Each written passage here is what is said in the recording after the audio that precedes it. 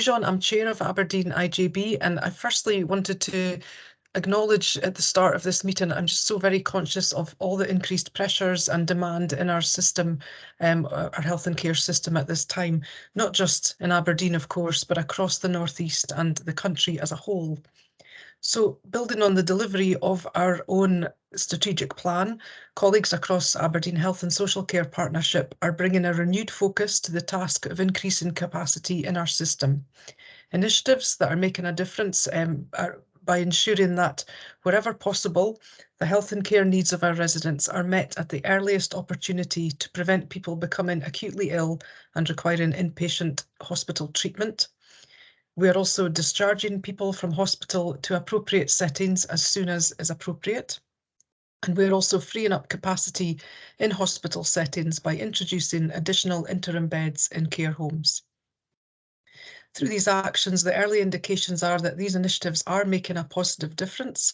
And I'd like to thank all staff working across our health and social care system for continuing to meet the current challenges nearly 3 years after the start of the COVID pandemic. Also, during this period, I think important to acknowledge the teams are also continuing to listen to colleagues and to our service users, to respond to concerns, to coordinate our efforts with our partners, to enhance our communications with the public, and to capture the learnings from this experience.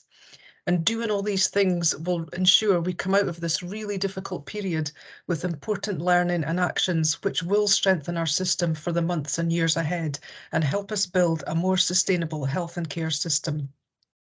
You'll see the items on the agenda today: our carers strategy, our annual procurement work plan, and our grant funding arrangements are all important elements of how we build that sustainable system, which is community focused and informed by all our experience to date, the views of our local people, and also our staff from across the system.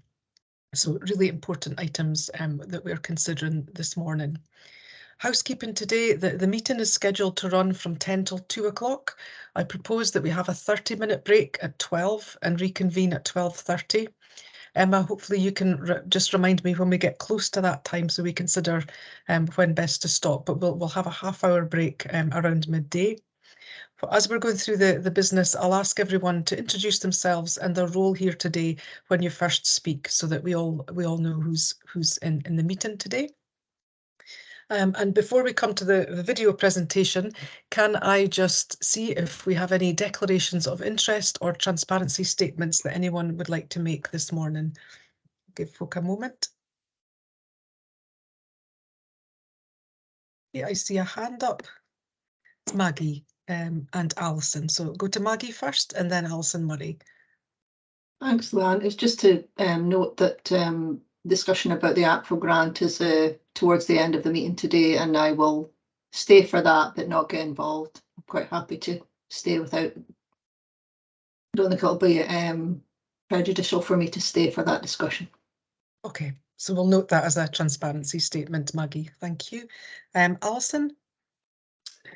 Yes, Alison Murray, carer representative, and as such I am a carer, and I think just need to make that clear when we come to the carer strategy. But I do think it's important I take part in that discussion because I am the carer representative. Thank you, Alison. So we'll note that as a transparency statement, but yes, that you'll stay for for that conversation. Thank you. Okay, I'm not seeing any other hands up. I noted in the chat we have Emma here instead. Oh, no, sorry, Brenda Massey here instead of Jim Curry. So welcome, Brenda. That's grand. So that's our item 2.1. So 3.1, exempt business. You'll see in the papers for today, we have 3 items that are considered exempt business due to commercial sensitivity. Emma, can you confirm the wording around that for us all? Thank you, Chair. Yes, under Standing Order 28.2, the IJB are being asked to consider the exempt appendices of items 6.1 and 6.2 and the full report for item 7.3 in private. as they contain exempt information as described in paragraphs 6 and 9 of the Access to Information Act, which relates to the financial or business affairs of a particular person. Thank you. Thanks. Thank you, Emma. So what I'd aim to do is have the discussions that we can on 6.1 and 6.2 in public, and then if we want to get into any of the detail that's contained in 7.1 and 7.2, we'll go into the closed session for that. Are folk content with that as an approach? Yep. See you nodding. Good. Okay, so we'll agree that for today. Thank you.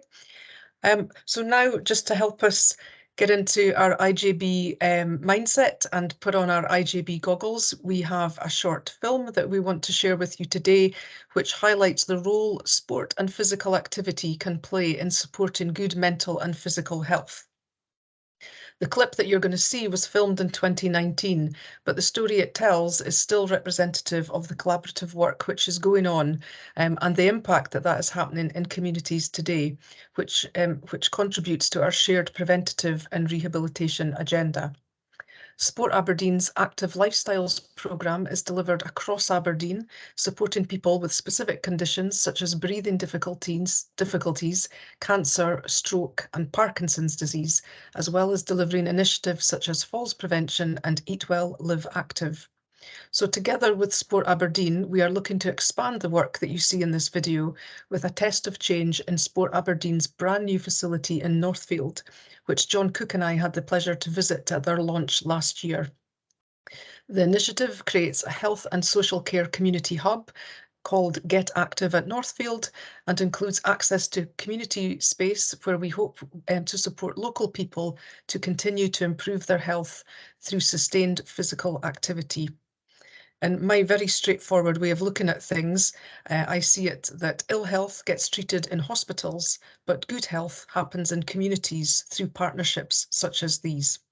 So Emma will get the video lined up, and just to note that we'll hear more about this project and its outcomes towards the end of the year. But if anyone is interested in finding out more at the moment, please contact or through myself or Grace Milne, the project manager, and she can provide you with any information you want. So hopefully this film will work. Over to Emma to show the film. Thank you. From little Okens, mighty oaks grow. Acorns. Acorns? What did I say? Okens. Sounds like little ones.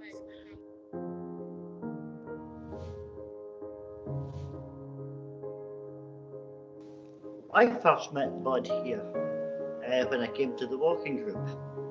He wasn't the fine figure of a man you see standing in front of me here at the moment. So very ill. He was very ill. To help him, the walking group, did actually go into the gym with Bud and went through the physiotherapy sessions alongside him.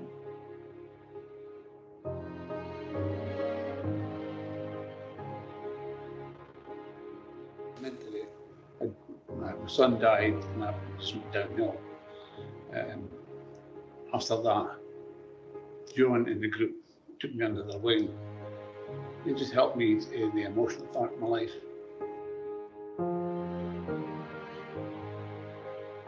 From little Okens. When I first did the walking, it was, quite a lot of vandalism. And then once this has all been done, it's kind of brought the area up, I would think. I believe that, When they get done up and people started noticing it, and they made themselves welcoming to the rest of the community. And the community responded and came in and using it. And the more they use it, the more Sherrysley becomes a community. You, for example, can go into that gym just now, and people might not know each other, but they will speak to each other. And speaking to each other, communicating with each other, I'm sure is one of the first signs of a relationship that is developing in the community.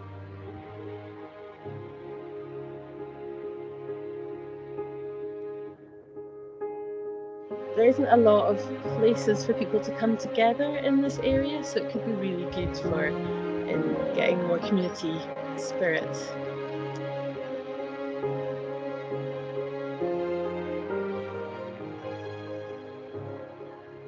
we're hoping that the garden will be used by the people in the local area to have somewhere to come and enjoy being outside and be able to grow their own food and connect with each other a bit more. So it's a good social space.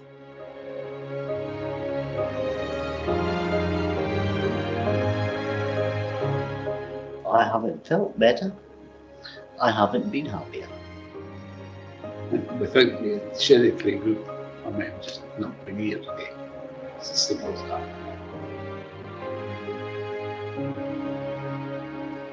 From little acorns, mighty oaks grow.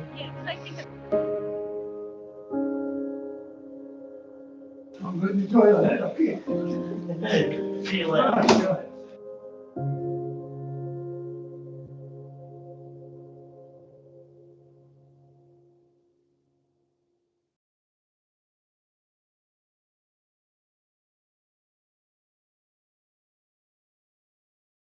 Thanks. And as I said, if you want more information, Grace Milne, the project manager, can provide you with that. But look forward to hearing about that work later in the year. And thanks to Sport Aberdeen for providing that film and for the collaboration that they do with us and our communities. I think I didn't do the apologies at the start. So Emma, can you just check, do we have apologies for this morning?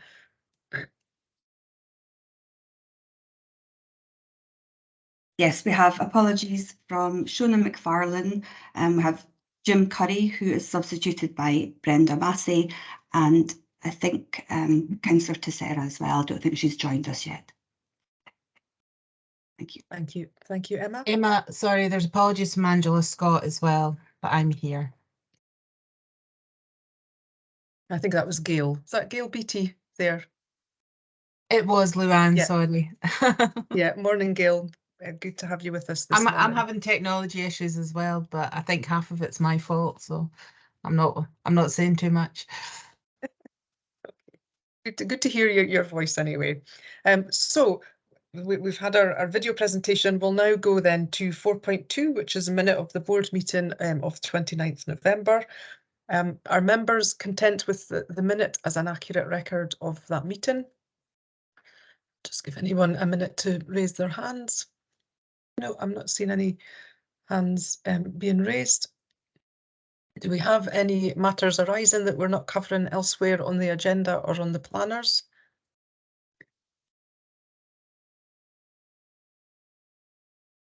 I'm not seeing anyone coming in. I might ask if I can, on page 9, it talks about the PSIP and seeking clarification around the decision making for the PSIP monies. Do we have an update on that, or do we know when we'll receive that update? Jess, would you be the person that can help with that? Yes, Luann. No, there is no update on that. We still haven't got a position yet from the Scottish Government. We are in discussions with somebody there, so we do have a contact that we keep going back to speak to and clarify things with, but you've asked for a report to come in April, so I'm aiming for that date to have something more concrete to share with the board. Okay, that's good. So we'll note, we'll get a written report on that for the April IJB. Thank you, Jess. No problem. That's good. Okay, I'm not seeing any other hands up, so we'll note that as an accurate record, and we'll move on to note the draft minute of the Risk Audit and Performance Committee of 17th November. Martin, that was your first meeting as chair in that, I think. Is there anything you want to highlight to the IJB today? No, nothing in particular. I think the meeting went well. I'm happy to try and answer any questions. I think the minute is an accurate record, so yeah, thanks. Thanks, Martin. Okay, does anyone want to ask Martin anything or raise anything from the RAPC minute? No. Okay, thank you, Martin, and we'll note that the contents of that. So now on to 4.4, which is the business planner. Fraser, do you want to talk to this one? Yeah, thanks, Luann. And Fraser Bell, Interim Chief Operating Officer at the partnership. I think the main aspect just to draw out is the additional meeting of the IJB on the 25th of April 2023. And the driver behind that was to allow for our next meeting on the 28th of March 2023 to focus on the IGB budget and its medium-term financial framework. So all the other items that were due to be considered in March will now be put back to this new meeting on the 25th of April 23. Thank you, Fraser. Anyone got any questions on the business planner for Fraser this morning? No, I'm not seeing any hands up. So we'll go to the seminar and workshops planner 4.5. Back to you again, Fraser, I think. Thanks, Luann. Just a note to say I'm conscious that we've got 1 or 2 additional items on there since our last meeting, and we are continuing the process of fixing in dates with relevant colleagues.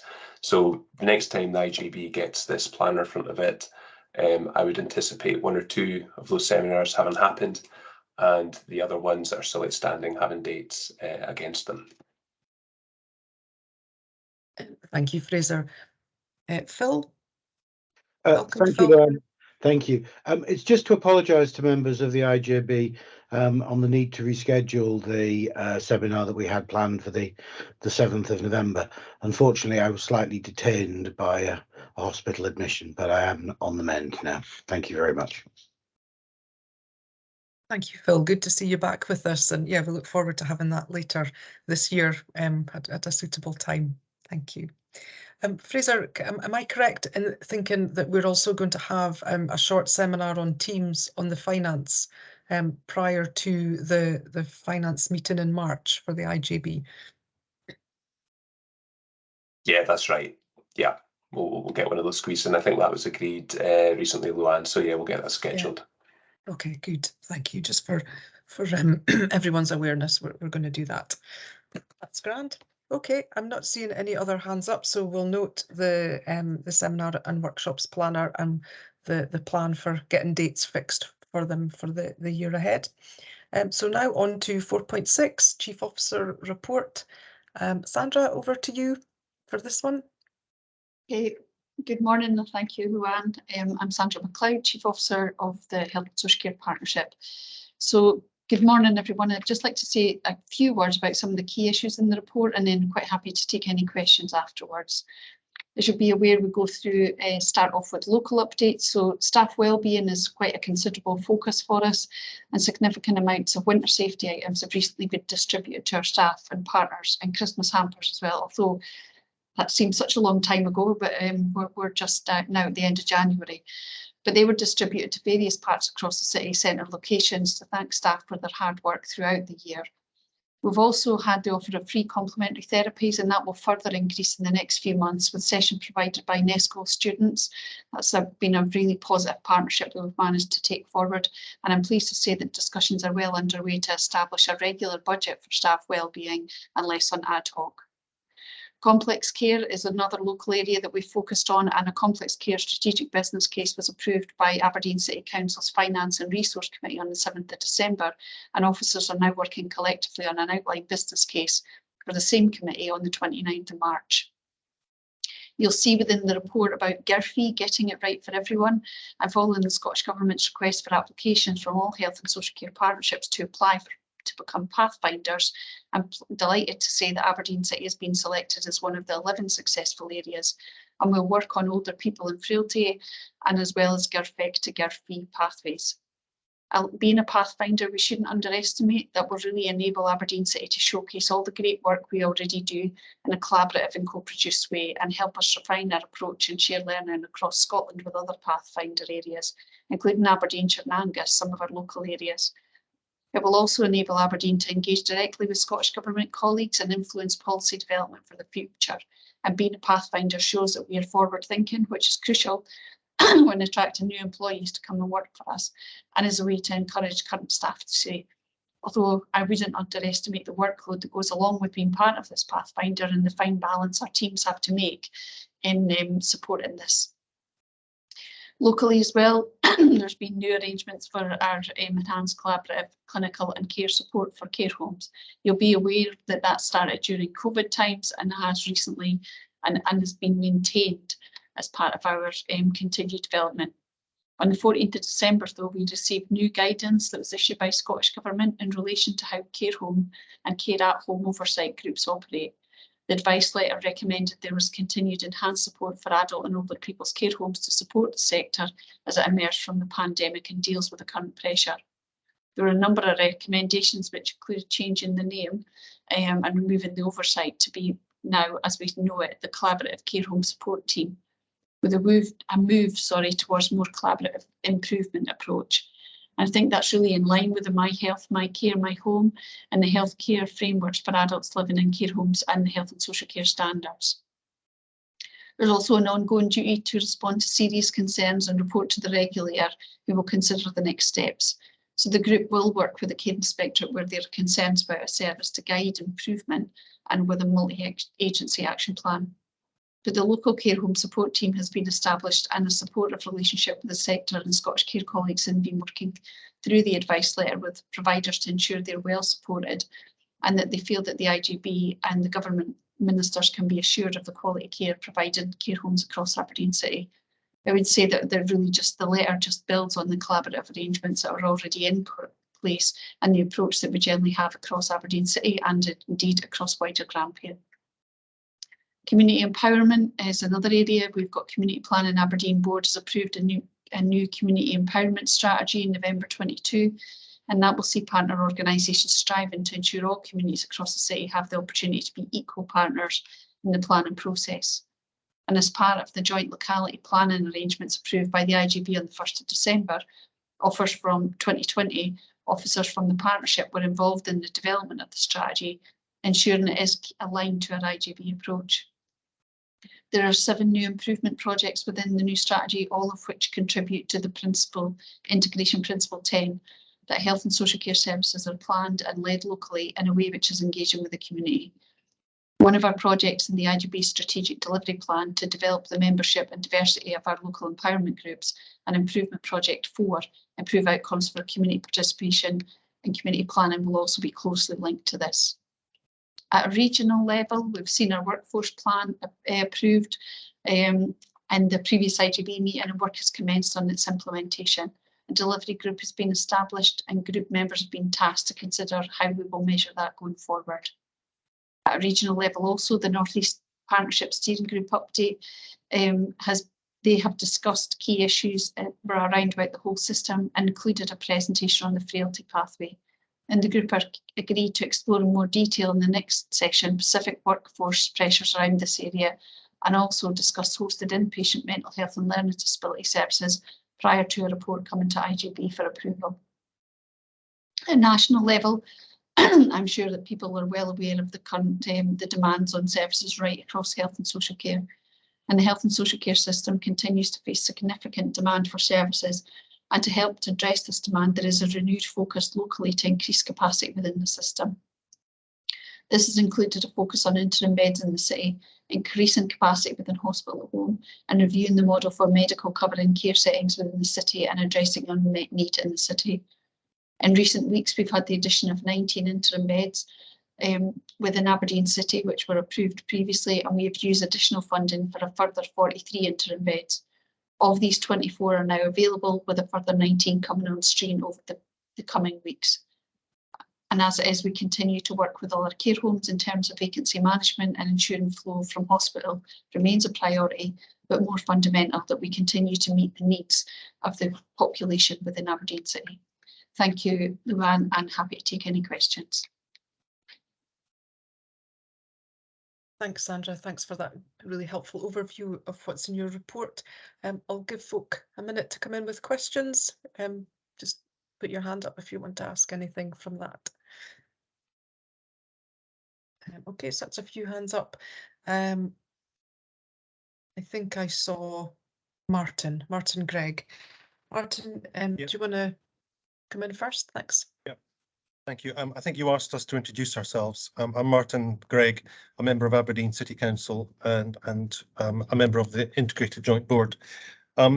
Yeah, this was I was really pleased to read the report. I think that the community empowerment strategy is really welcome to see. It's good to see that emphasis on finding ways of engaging with people and their communities. So just a comment, just to welcome that. The second one was on, I mean, it's also really good that we've been selected as the Pathfinder for older people and frailty. And I just wondered if it was possible just to give an indication of what we might get out of it. I think it's really helpful to get access to expertise at the Scottish Government level. So is it possible to have an idea of how we will benefit? And related to that,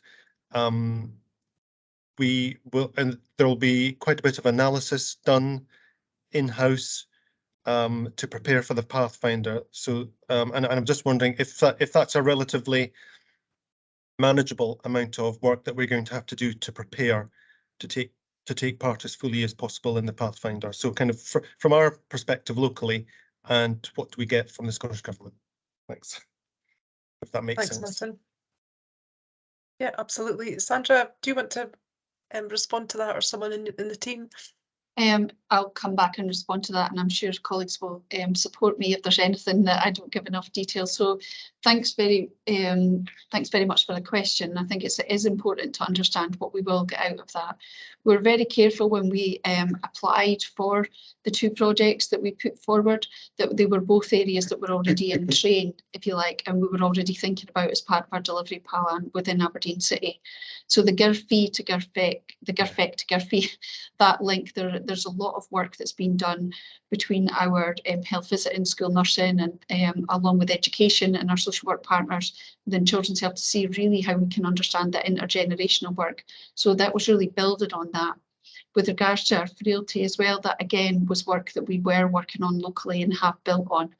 What we'll get, there is an increased workload with the ask, if you like, of Scottish Government, but that is more about them trying to be, it is about them being supportive. So having regular meetings with us, helping to move that forward and bringing any additional key focus areas. So I think in general, we do get something back, but I see that Shona's on the call and she's our lead for that. So I'm going to bring her in if there is anything that she'd like to just add some detail on. Thanks, Shona. I didn't see you on the call. Thanks. Quite okay. So yeah, GIRFEC to GIRF is a piece of work that Sandra's already mentioned that's ongoing, and there's a significant amount of work already been achieved for that. So that's kind of fits in with that agenda from around the transitions, which is great. What we're getting for the older people is a sort of, we're able to analyse, the current status quo. Where are we? What do we need to identify to make sure that the projects that we are working on are meeting the needs of the older adults and getting it right for that person who's at the centre of every conversation.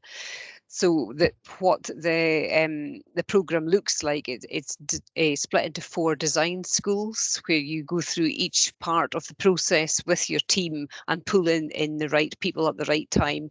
It does feel sometimes a little bit like we're building the ship whilst we're sailing it, but Scottish Government have openly said that is what the expectation from them is that this is a design that we're all part of the process, and we'll all learn together, so that when we come out of it, we as the partnership and the Pathfinder, along with Scottish Government, will have lessons learned and new ways of working, and hopefully we'll be able to share our learning with other Pathfinders across Scotland, but also we'll be able to steal shamelessly their ideas as well and put that into practice in Aberdeen. If I can come back, thanks very much for that. That's really helpful. I know that the GIRFE agenda is just emerging. It's still being developed. So I think that this is a really good opportunity for us locally to be involved with the people at the centre who are leading on that agenda. So I just want to encourage I don't need to say this, but I just want to encourage as full deployment of that resource as possible. Make the most of it. I think that this is a really good opportunity for us. So thanks for all the work. Many thanks. Appreciate it. Thank you, Martin. And yeah, great to see us leading the way and shaping the future around that work for other areas too. So I'll go to Mike now. Mike, see your hands up. Thanks, Luann. Mike Adams, full-time partnership rep for NHS Grampian at this time. a couple of statements within that. So comprehensive report is always, Sandra, so it is always useful in that respect. As you might expect, the staff well-being bit is the bit that I want to comment on. The fact that possibly there is more chance of that goodwill and funding being proper rather than the ad hoc stop-start stuff would be most welcome. And I could see the smile on Sandy's face as soon as he heard that. If he since he is the champion of it. But it would be remiss of me to say that amongst that stuff, they've been highlighting every time, and this is an opportunity for me to highlight it, that some of the core stuff we need to concentrate on. And by the core values that I mean stuff like staff starting on time, finishing on time, getting their breaks, getting their annual leave, being treated properly, etc. All the other stuff is a bonus and helps, but we actually need to get back to that. There are things that are as simple as Teams, which is my bugbear, as everybody knows, has been our saviour. I actually took to it really well. We have no rules or regulations around about how we use it, and it's still, despite valiant attempts, Sandra, to alleviate some of the pressures on folk using it, we're no further forward. So what we get is long meetings, constant meetings, people's days are extended, etc. We need to actually, since this is for the long term, and this crisis at this moment in time is probably for the long term, we need to be vocal about this, not just for a staff side perspective, because actually I include other managers, etc. The toll it takes on yous is as bad as anybody else, and we are concentrating on one thing and we're missing out the basic core stuff that we are going to hate to deal with if you wish to continue without this imploding. The other bit within the staff well-being is the encouragement that needs to be, because of the pressures, especially financial at this moment in time, that we watch that we do not fall into defensive silos, because the only way you solve this is a whole system wide. At the moment, what we are seeing as the staff side is silos appearing as folk are trying to defend this bit, that bit, protect their money, etc. So that whole process, I think, is actually something we're going to hate to tackle. I hope that marks sense, and I'll probably be my rant for the day. Thank you. Thank you, Mike. Really important points as always, and your prompts on Teams are the reason that we will stop at 12 for half an hour today. It could have been easy just to push on, but I have absolutely listened to what you've said. Sandra, I don't know if you want to come back on any of Mike's points there. No, as usual, really valid points and take on board. And I think the teams do work hard about the simple things like that. It's a strong mantra, as you're aware, Mike, about starting on time, finishing on time. People try their best. Breaks are really important. Social space is really important, and as well as annual leave, which are all actively encouraged to make sure that people take that seen as a priority. So absolutely agree with what Mike's saying about we need to make sure we've got the basics in place. Mike's point on Teams did make me think, is there any national guidance being developed about, this is how we are doing business now? So I do wonder if there's guidance, good practice for people on staying well whilst on Teams and, just things to follow. Nothing we've heard of, Luann, which is why it's became this bit, because, as I say, because it has been a saviour, because we are reliant on it, and actually, and I've been a proponent of it for stuff that we have tried to encourage, like visibility, because a lot of these boards and stuff are faceless to staff, so all that stuff, but we have got no control or how we run it, so it just expands all the time. So it's one of the bits in the next 4 months, because there's only 4 months to go, that I need to promote. Yeah, thanks, Mike. I'm going to take that back to the Chair of Staff Governance at NHS Grampian, just to see if we can prompt some discussions. So thank you for raising that again. John Cook now. Thanks, Luann. John Cook, one of the councillors, Vice Chair of the IJB in this setting. Funnily enough, what I was going to do was to say I welcome the fact that we've got a recurring budget for staff wellbeing because it's really important.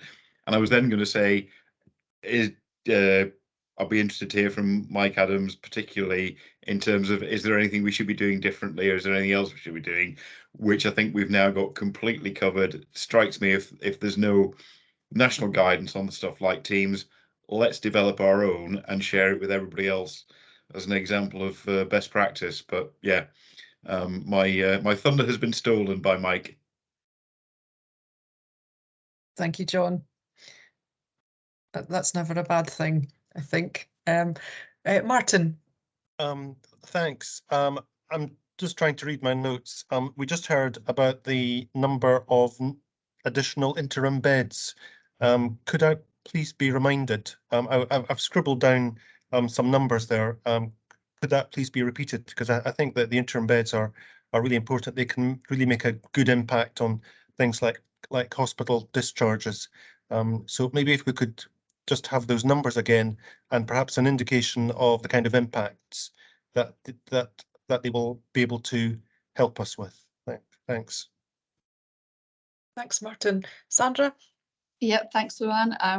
I'm sure that I could probably wax lyrical on this, but however, I think that there's some of the team have worked a lot harder on this than I have, so I'd rather that they were able to respond. So I've either got Fraser or Claire, who may well be able to pick that up. Fraser, do you want to lead the response to that?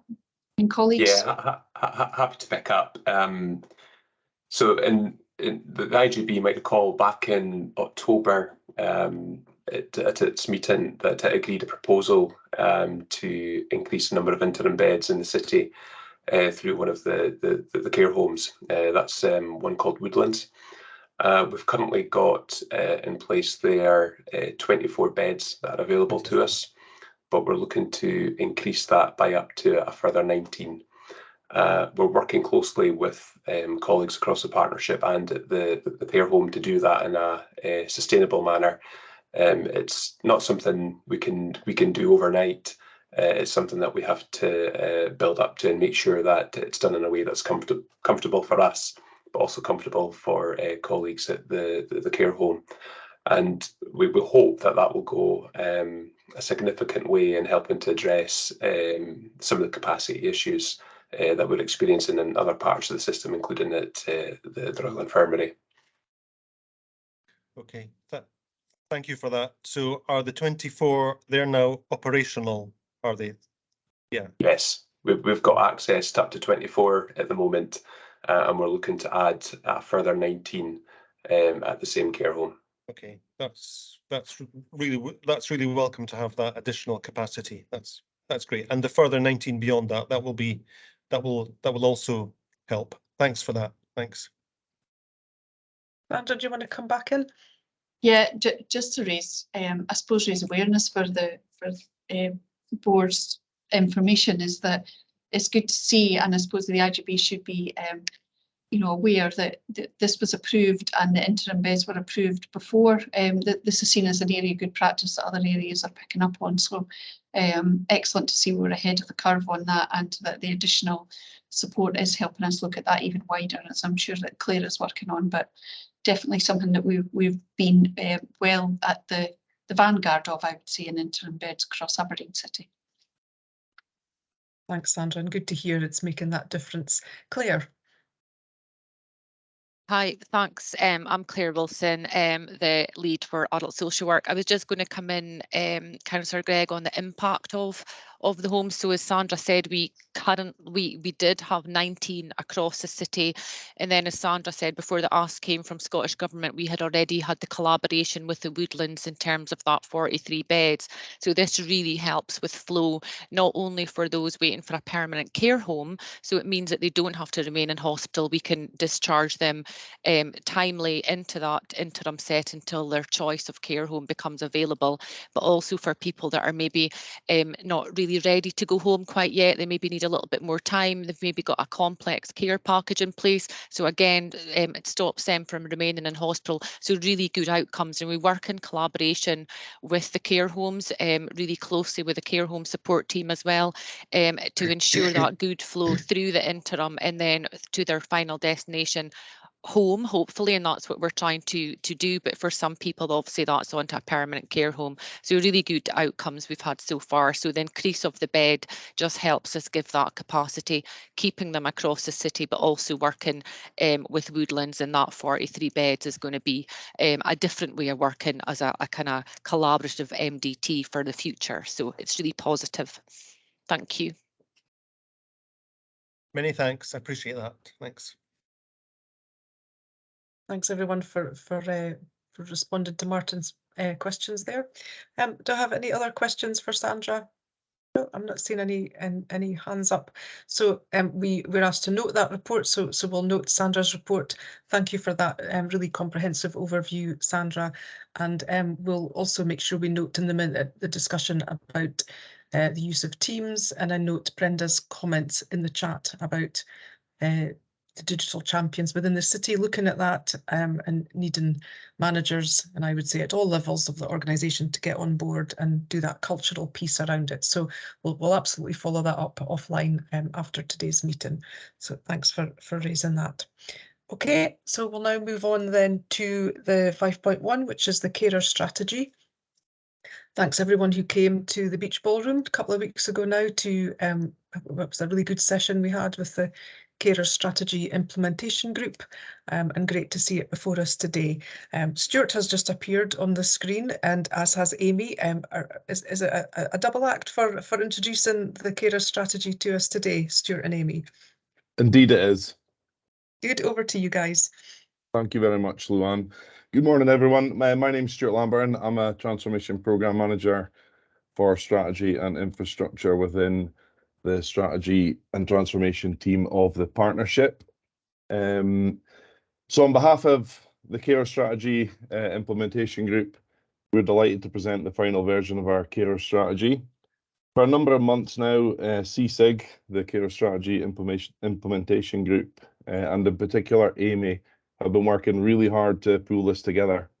I'm also conscious that members of the IJB and colleagues far and wide will be well up to speed on the progress of our carer strategy, with a number of events taking place over the past months. But I'm going to do my best just to quickly highlight some of the key components before I hand over to Amy to go over some of the specifics in relation to the consultation.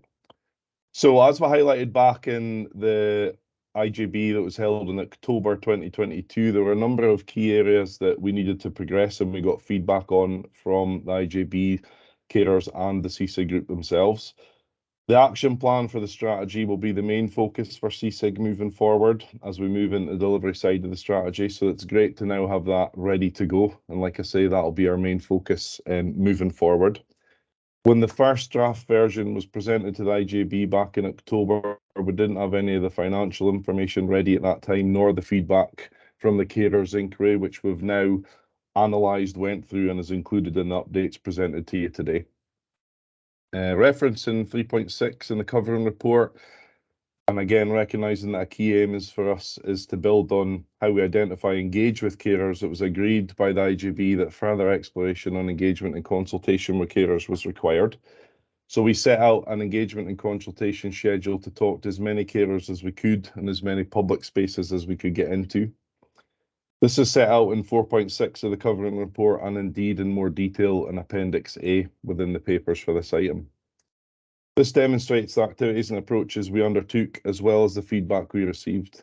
And this feedback, along with the feedback we received from the session specifically held for the IJB on the 17th of January, this year was used to help to update the final version of the carer strategy, which you see today. Finally, for me, I would just like to say that there's been a power of work going on in behind the scenes to get this crucially important carer strategy ready. And we acknowledge and understand that nothing is perfect and improvements can always be made. As CSIG progress, the action plan will need to adapt and change as we go, as we do with everything else. So we recognise that some areas will be more straightforward than others, but we want to give IJB and all carers in the city reassurance that we'll do everything we can to ensure that we deliver on our 4 key priorities that are at the core of our strategy.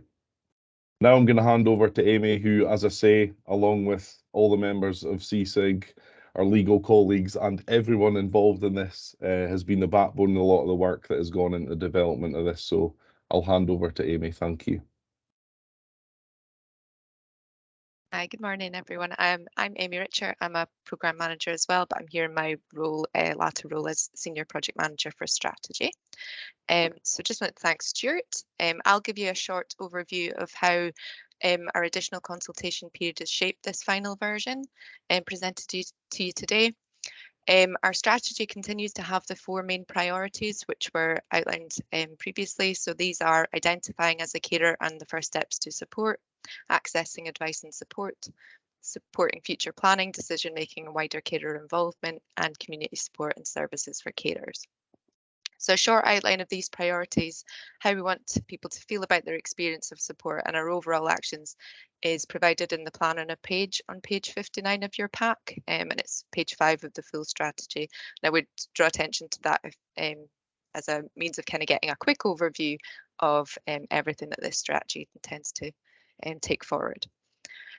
Some of the specific changes which have been made as a result of this consultation period include, as Stuart mentioned, the inclusion of outputs from the National Carer Strategy. So this was something that was published in December by the Scottish Government, and we've spent a period looking at that and how that links to our local work, which they very much complement one another, and also the outputs from the Carer Inspectorate Inquiry into Adult Carer Support Services. More specifically for the document, we have developed the summary version which you see in your pack, and we're also committed to a future production of an easy read version to accompany the strategy, as well as an animation, which hopefully means that we'll have a document which is accessible to a range of audiences. We've made a change to our aim statement to enable the ongoing performance monitoring to look at all 4 priorities. So the version you saw in October was more linked to one specific priority. We've included additional detail on a range of things, including the support in place for young carers and supporting carers in employment. And this is another area the Scottish Government is looking to prioritise. And we've kind of included further reference to emergency planning with carers, considering that at both a strategic and an individual level. Finally, I would like to thank all those who shared views with us. Carers come from every walk of life and experience many challenges.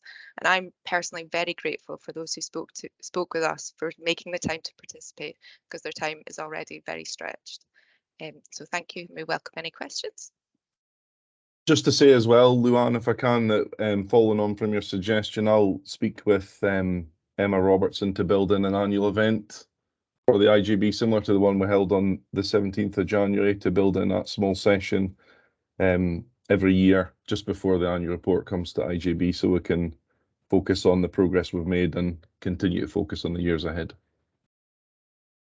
Thank you, Stuart. That's most welcome. And I think my sense was that it was really valuable for the IJB members to meet members of the Carer Strategy Implementation Group and to bring it to life for us. So I think, yeah, an annual event would be greatly welcomed. So I'll give everybody just a moment to ask any questions of Amy and Stuart before we come to the recommendations. I see a hand up. Martin first, and then Alison Murray. Thanks very much. This was a really good, positive report. It's really helpful to see the coordination of support from so many partners. What I really wanted to mention, kind of parallel work that's related that's going on in producing the Children's Services Plan in Aberdeen City. That's work that's underway, and young people as carers are included within the Children's Services Plan. And I think it would. We had a presentation earlier this week on it, and it just seems logical to somehow integrate more with this carers strategy. And there is the content includes the work with Barnardo's, with the Aberdeen Young Carers Project, and I think that the Quarriers work will also relate to young people. You know, there will be many young people who are supporting adult relatives or others. So I think that, you know, dovetailing with the Children's Services Plan would be really helpful. And I mean, maybe that would involve particularly health colleagues contributing towards the Children's Services Plan. Is that a reasonable thing to ask, even if it was to be explored further? There's so much good quality content in here, and I mean, it just seems a way of sharing and working together. Absolutely, Martin. I see Graham's hands up. Graham, do you want to answer this question? Happy to provide the assurance that I think Martin's rightly flagging, Councillor Gregg's flagging. The Children's Services Plan is in development, and we would hope to conclude that by the end of March of this year, prior to submission to the Scottish Government. And it has to be fundamental that we ensure that plan aligns to the carer strategy, aligns to other key strategies which are cross-cutting in nature. Now, that's not a simple or easy task, but I think we need to endeavour to try and ensure as strong alignment as we possibly can going forward, and review that on a continuous basis as well, how we can continue to iterate and ensure that alignment. So happy to provide that assurance, Luann, to the members of the board. Thank you. Thanks, Graham. Graham, and just on Martin's specific point about the involvement of health colleagues, just looking for that they are around that plan, and we are looking at dovetailing. They fully are, and the Children's Services Plan, Luann, has to be approved by both the council and by the health board. So in its process, it will have to go up through an approval route into NHS Grampian as well as through the council as well. So it has that dual approval process. Great, thank you, Graham. That's excellent. Martin, hopefully that gives you the assurance you're looking for. Yeah, thumbs up from Martin. Good, thank you. Phil, did you want to come in on Martin's point as well, or is it a different point? No, it's on Martin's point. Yeah. It was just to actually remind members that this is something, whilst alignment to Children's Services Plan is important, there are a range of other plans where we need to be mindful of the carer strategy. And particularly taken, we've already welcomed the Pathfinder status on GIRFEC to GIRFE. That transition is an important one within the context, particularly of young carers, but also of those who are in that transition themselves, who may well move out of wraparound children's care, but into a more informal carers world. So I think there is a much stronger set of underlying approaches that we just need to ensure are appropriately aligned here. And I think we have great opportunity to do that, and do that in a very meaningful way, because we are so clearly getting into being at the cutting edge of many of these new integration developments. Great, thank you, Phil. Thanks for adding that. I see Alison McLeod's hands up. Alison, did you want to come in on this specific point? Yeah, thanks. Sorry, Luann, just to build on Phil's comment there, just this week we've actually been linking in with the economic strategy that Aberdeen City Council is producing. So just to try and make that link there, that our businesses take into consideration both paid and unpaid carers in terms of employment and giving time off for caring, etc., etc. So absolutely, endorse that. There's many strategies, documents, policies that we need to ensure that the needs of carers are reflected in, and we will continue to do that as much as we can. Thank you, Alison. And I just note Graham Simpson's point in the chat that alignment also to the child poverty plan is also critical. So important to get that whole spread across. I think as Amy said, carers are in all walks of life, so they need to be acknowledged and represented in all strategies really that are being taken forward. So thank you. That's a really helpful point to raise, Martin. I'll see another hand up. I've lost my hands now, but I think Alison Murray had her hand up. Alison? Hi, yes. I just say there's been a lot of work gone into this, which is good. But I just sort of think it's important to just remember that carers are the backbone of what's happening in society, of looking after people. Every time we talk about early discharge, picking people up from hospital, we're relying on carers. Every time we say we're having to only have emergency admissions, we're relying on carers to pick up every time. And we have to remember that. I think that's one of the most important things, is that every time we make a restriction somewhere else, it's carers who end up picking it up.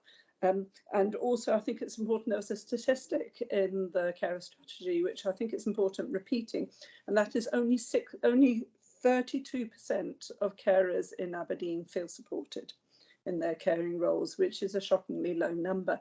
And so I really hope that the work of the carer strategy will increase that. There's been a few issues I've raised with them, and I don't really want to go, it's not appropriate for me to go over it again. However, I do want to say the priority one, which is identifying as a carer. We have to remember as a health and social care partnership that our responsibility is towards carers regardless of whether they identify as a carer. It takes carers an average 3 years to identify as a carer. They don't start getting those rights after 3 years when they start identifying. They have the rights of being a carer as soon as they start taking on that caring role. Just thinking on another aspect which I thought under equalities I've noticed, and it's something which I was rather disappointed that it hasn't been incorporated, is that we mustn't forget disabled carers. I had a small meeting with carers. I ran a sport group, and we had a small meeting with carers, with about 5 carers yesterday, 3 of whom had disabilities. 2 of those disabilities are getting increasingly more disabling and are becoming harder and harder for them to attend our carers meetings.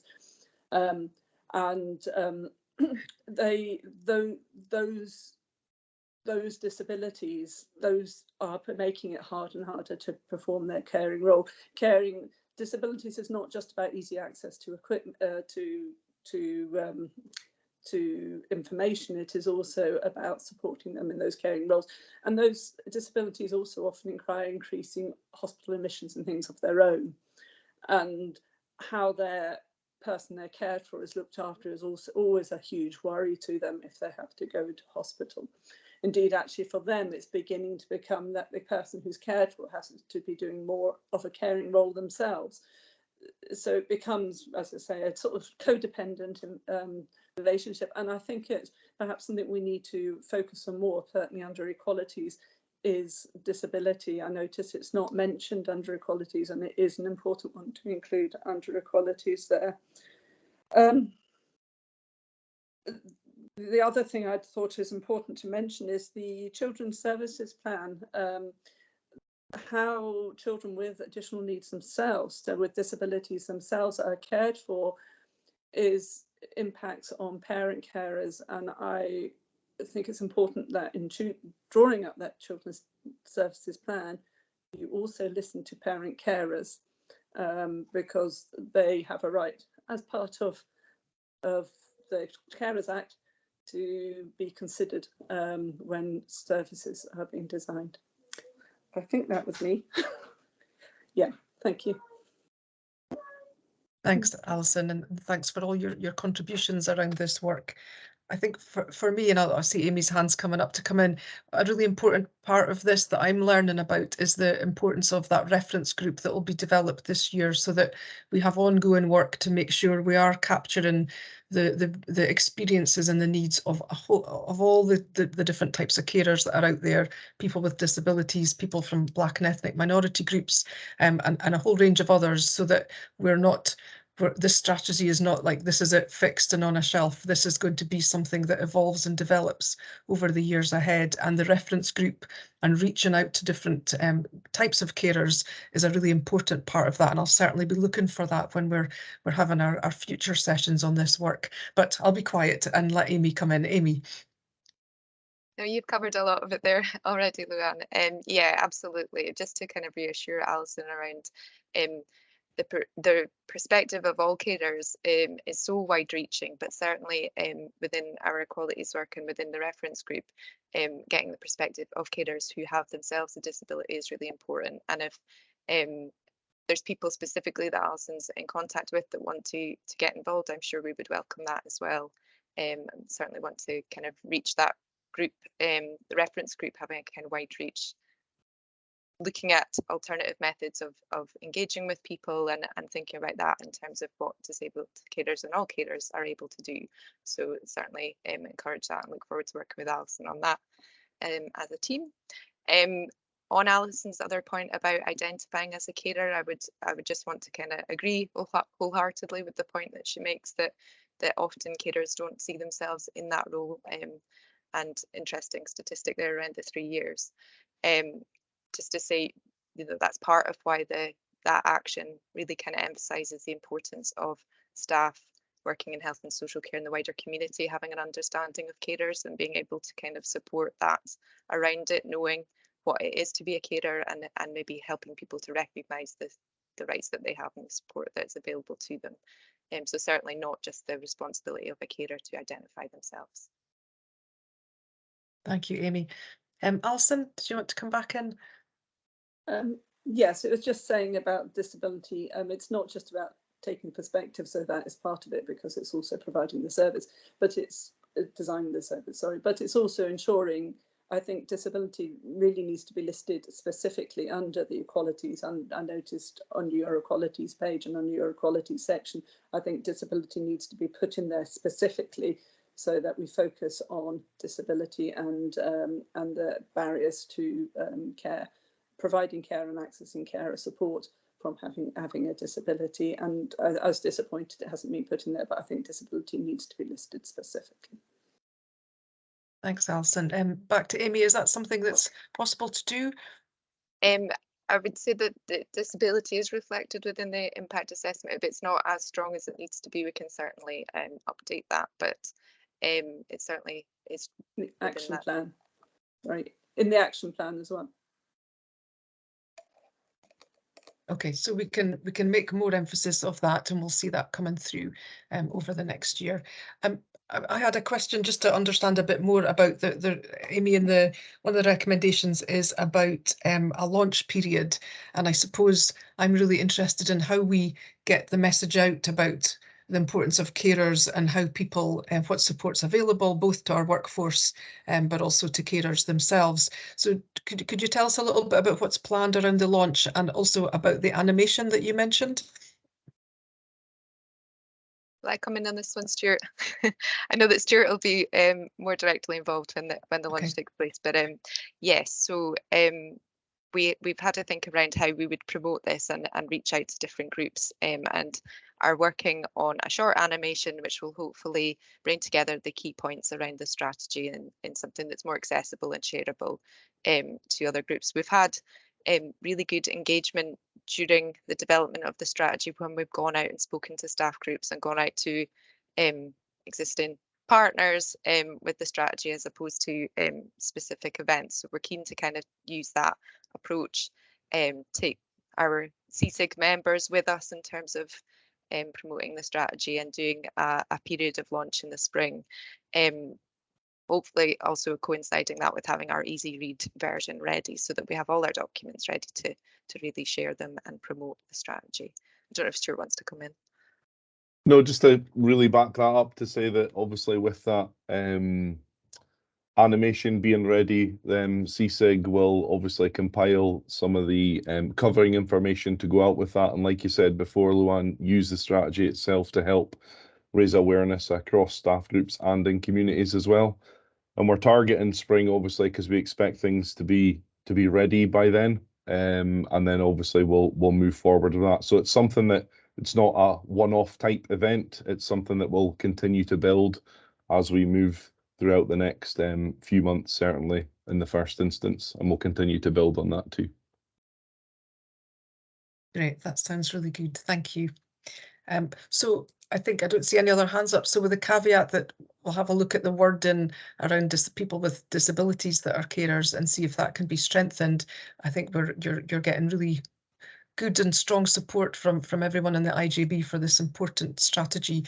And I just want to say thank you to Amy and to Stuart and to the team for all the work they've done, and also to members of our Carers Strategy Implementation Group, because this is really about collaborating across the system. So hugely appreciated, and look forward to hearing how this all progresses over the years ahead. So if we're content, there's no other questions, and I see a thumbs up from Sandra and Alison as well. And we'll go to the recommendations. There's recommendations A to G. I'm probably not going to read through them all, but we're approving the strategy. We're approving the final summary version. We're approving that there will be an easy read version published. We're approving the action plan. We're approving the engagement and consultation overview. We're instructing the Chief Officer to coordinate a launch period, and we've heard about that. And we're instructing the Chief Officer to report back on progress with the carer strategy. And we'll also note in the minute that we're going to have a seminar prior to that for IJB members as well. So are IJB members happy with those recommendations? We agree them today? Yeah. Good. I'm seeing lots of nodding heads, so that's great. So again, thank you, Stuart and Amy and the team, for all your work around this. Greatly appreciated. Thank you. Okay, so we'll now move on then to our next item, which is the 6.1, the annual procurement work plan. This is the paper which doesn't contain the detailed financial information or names of organisations. And I see Neil has joined us. Looks like you've just come from a country walk, Neil, with your cosy jacket on. I rather fear you've surprised me this morning by being so early, so I haven't managed to get changed. So my apologies for not yeah. Sorry about that. That's all right. You look very warm, Neil. That's good. So Neil, would you want to do an introduction to the work plan paper 6.1, and also to note, colleagues, based on feedback we had at one of our seminars, Neil and Shona very kindly produced an easy read sort of guidance document, which I know has been circulated just to help IJB members think about questions you might want to ask. So welcome feedback on that at some point as well. But Neil, over to you to introduce 6.1. Thank you. Good morning, everyone. Thank you for your time. For those of you who don't know me, I am the Strategic Procurement Manager, manage the contracts team. And our goal always is to procure high quality services that deliver the right services to people in Aberdeen and commission these in a lawful, fair and transparent manner. Today we are presenting 12 business cases, 11 of which are from my team, and we've added a 12th, which is business case N, around the prepayment cards. And of course, always happy to answer any questions on any of them. I kind of feel like I have to apologise that there's 12 business cases here, but that just shows how efficient we are. I should point out that there may be a handful of business cases to follow in 2023, but we are focusing with Fraser's guidance on making sure that we try and get back to the pre-COVID days when we tried to do an annual work plan that covered everything, and we'll see how that goes. But there will be a couple of extra ones here and there this year. We'll try and get them into the March report if we can, and we're working towards doing that. In estimating the contract values here, we have, you'll see, allowed somewhere between 3 or 5% for uplifts in 2023-24. We are still, to a certain extent, have our hands tied there. We're waiting for Scottish Government to really firm up proposals in terms of what uplifts are going to be available to providers. Last year we only gave government uplifts, we didn't give a local uplift, and that may be something that Paul will want to consider going forward. It's good to be clear, I think, from our point of view, why we give the percentage uplifts that we do. Now, these are not given to the providers. these are notional uplifts which we wish to have in our back pocket, if you like, in case we do get, well, for example, a national care home contract this year, that's unlikely to be anywhere close to 5%. The national negotiations are looking like it could easily be double that by the end of the day, although those negotiations are not completed yet. So we like to have that notional somewhere between 3 and 5% uplift to cover local uplifts, any Scottish Government uplifts that come along, as they have done in recent years, and to make sure that we're not then breaching the regulations and having to come back to you in another meeting asking for further approvals for spend. So see those figures as being close to being accurate, but to give us that leeway in order to not keep having to come back to you if there are significant increases that come along. The total contract value here is approaching £110 million over the lifetime of the contracts, so considerable amount of money for the IJB to be spending. As ever, there will be rigorous monitoring.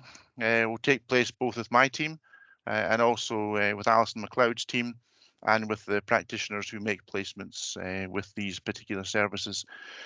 As we continue to work towards the NCS, we are looking to further strengthen the work around the commissioning of services to really meet the 8 principles of ethical commissioning, which I'll be very honest with you, if you were to put me on the spot, I would say of those 8 principles, we're probably doing 3 or 4 of them really, really well, and a number of the principles we're probably struggling to get to, but we're always aiming to work towards those. And I would point to maybe 2, and that is probably fair work practices, and also I would say the climate change and carbon footprint with providers that we are very much at the starting point of developing, but we know it's there and we're working towards it. But I think also, to be honest to ourselves, we were not there yet.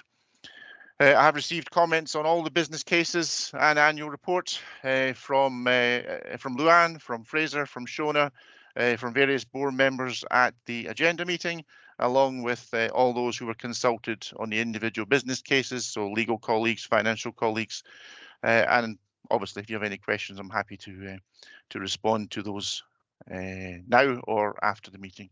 And as Luann said at the start, we had a first stab at the document sort of summary report to see if you can to give you a bit of a guide, and then looking for any direction there as well. So I think that's probably all I can say. Luann, there are various colleagues I think here who can speak to the more specific points of any of the business cases, but I'll try my best as well.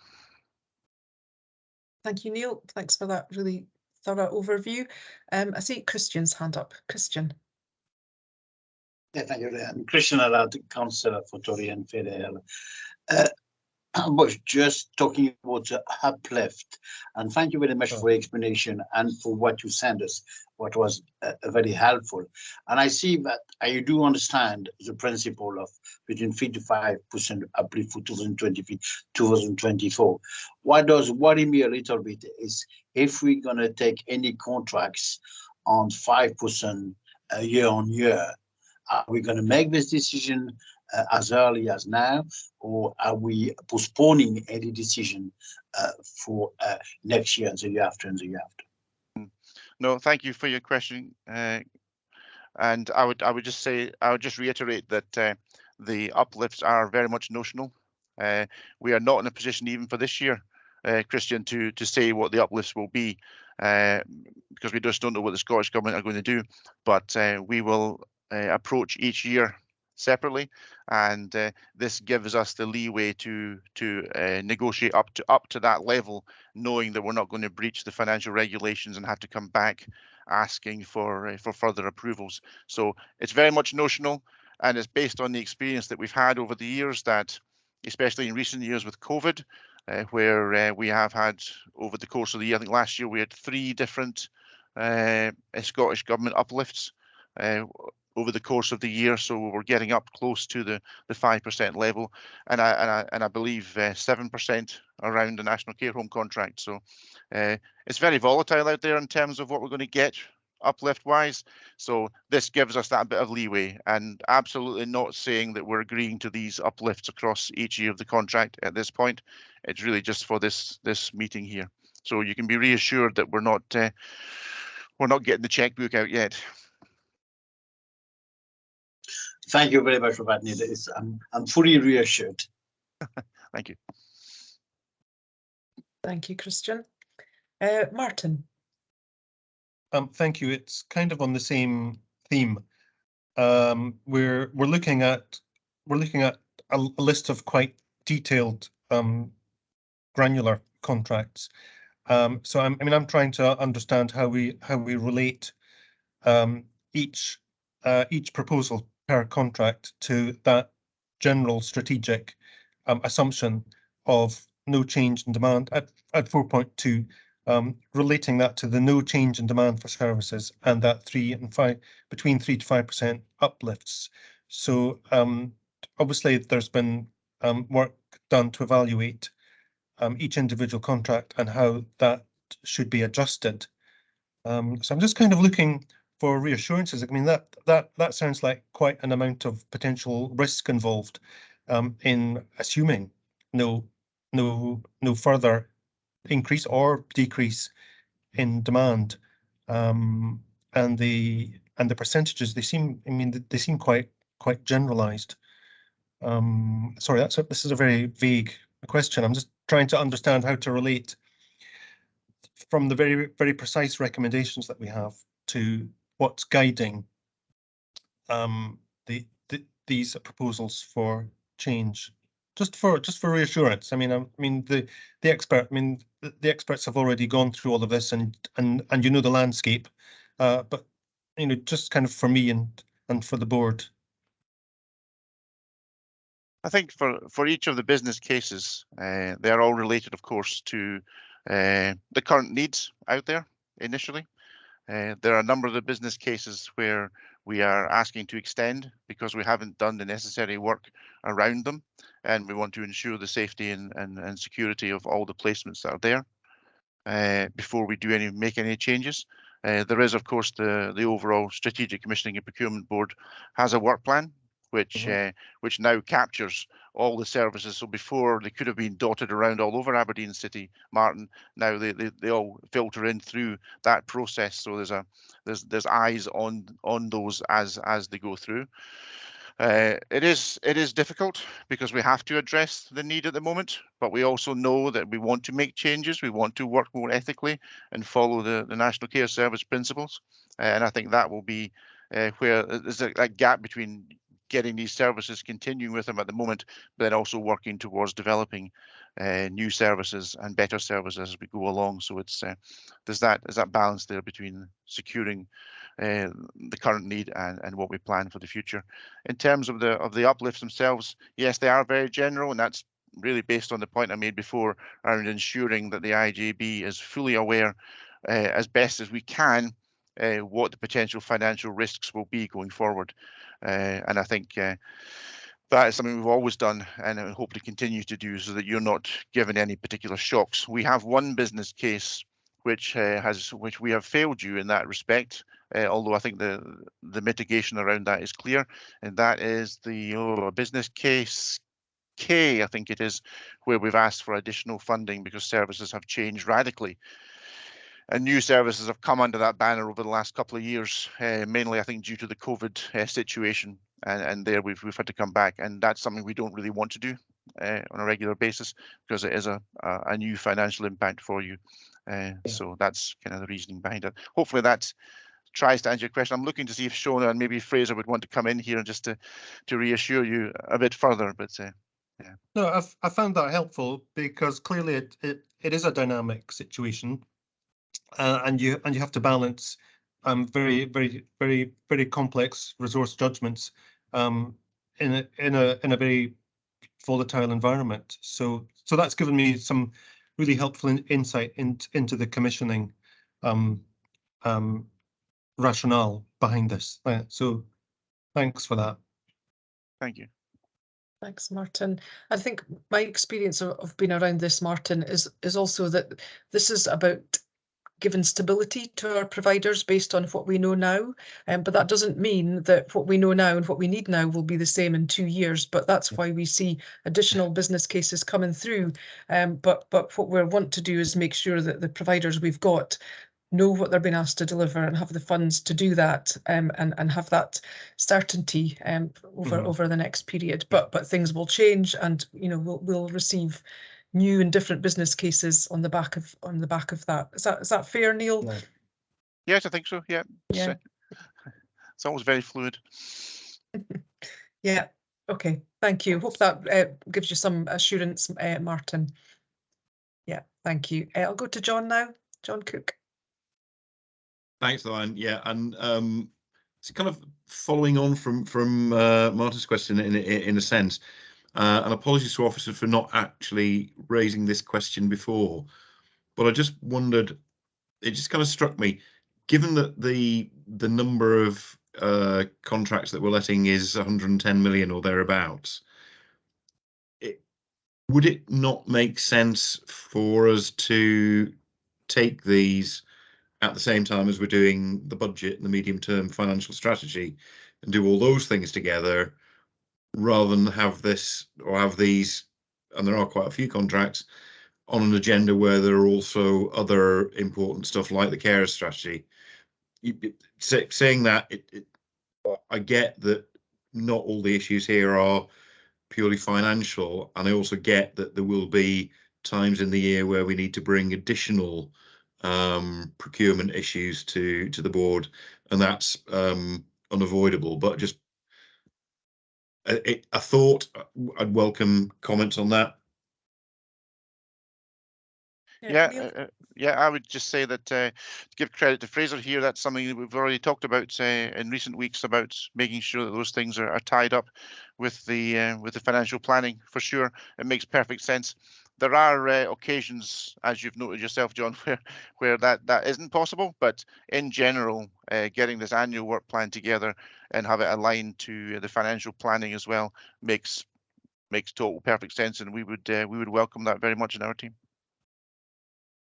Thanks. Thank you for the confirmation that I'm not completely bonkers.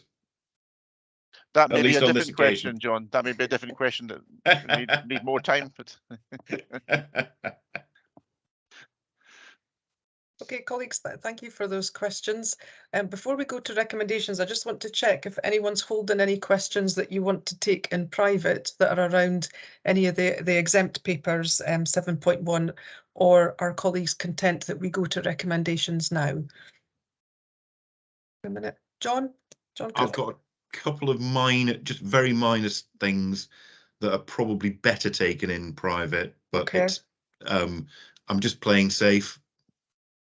Okay, John, would you rather we waited and agreed the recommendations after you've had those questions answered, or are they're not sufficient? They're going to change your view? No, they're not material, but the kind of clarification issues, if that's the right word. Could we do them separately, John? I mean, I'd be happy to do that at any point with you. Sorry, I could take those separately out of the meeting if it's easier.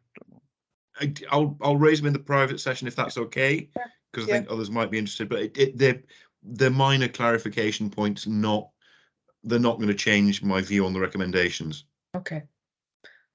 Okay, John. So on that basis, if we're content, then we can agree the recommendations for 6.1, which we have in our pack. Again, there's a very long list of them, but they're on page 152 to 153 of the pack, and they go from recommendations A right through to recommendation N. So are we content to approve those recommendations? Yeah, I'm seeing a thumbs up from Martin. Yeah, folk are content with that, and we'll take the detail questions that John has in the private session just for clarification. Yeah, okay. And I suppose separately to the recommendations, it would be helpful for colleagues to provide feedback on whether the Easy Read document was useful as an aid for this, for considering this paper, so that we can amend and evolve that in future. Okay, thank you. good. Right, so we're happy to move on from that. So next item, John's putting in that the easy read was useful. That's good. That's feedback already, Neil. So our next item, 6.2, is on grant funding arrangements, page 163 of the pack. Is this Shona to introduce this item? Shona? Yes, indeed. Yeah, so thank you very much for your attention. So my name is Shona Oman-Smith. I'm the commissioning lead for the partnership, and I wanted to bring these papers to you for your consideration. As John's indicated, having it all together in one place financially makes sense, but for our providers who are grant funded until the end of March, it's good for them to have that prior knowledge that the grant has been approved and they can make the arrangements around their business and way of working as soon as they possibly can. So what I bring forward to you today is that we've got 4 recommendations in regard to the approval of grant funding projects who work with and in partnership with ourselves and each other to ensure that they are working to support the delivery of the strategic priorities for the IGB. So in previous years, this paper has actually been brought forward in March, but we've took it forward early this year just so we can enable the providers the opportunity to know that they are in receipt or otherwise not in receipt of the approval of the grant funding going forward. So there's 4 requirements, recommendations, but I would like to add an additional one, and that is that I propose that we have an additional sorry, I forgot my teeth, that we are able to provide with the grant funded providers an additional uplift in line with the other providers that Neil has already mentioned. This has been approved by the CFO, who's made arrangements within the MFT that there will be additional funds for them to be made available, and that would be subject to the usual due diligence.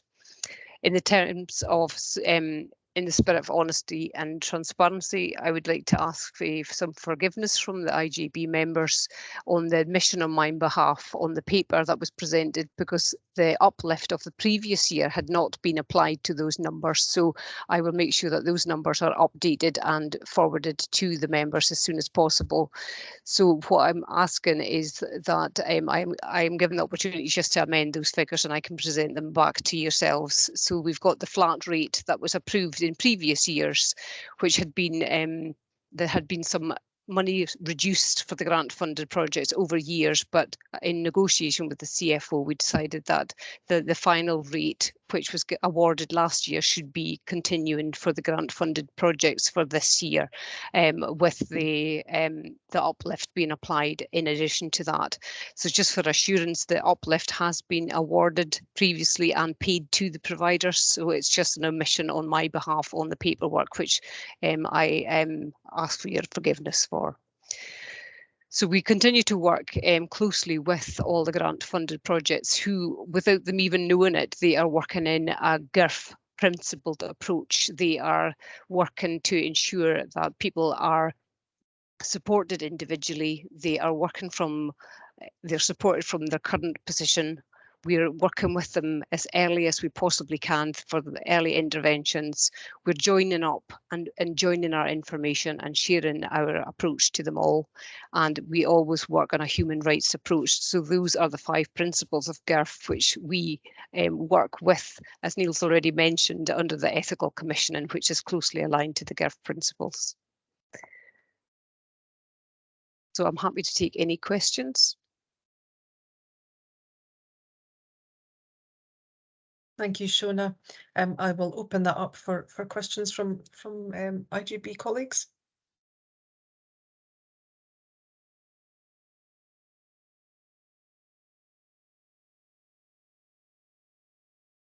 Not seen any hands up from anyone. I think, as I said for the previous item, this is about giving certainty and stability as much as we can at the moment in a very changing world. So important that we we do that, and welcome your additional recommendations, Shona, around well, we can work out the right wording, but I wrote down propose an additional uplift in line with other providers subject to usual due diligence, or words to that effect. Perfect. You can probably polish that a bit, but that's kind of the gist of it. So that Mhm. the paper that we've had on the annual procurement work plan, it's the same approach that will be taken to these providers who are currently grant funded. Yeah. Okay, so we've added that recommendation.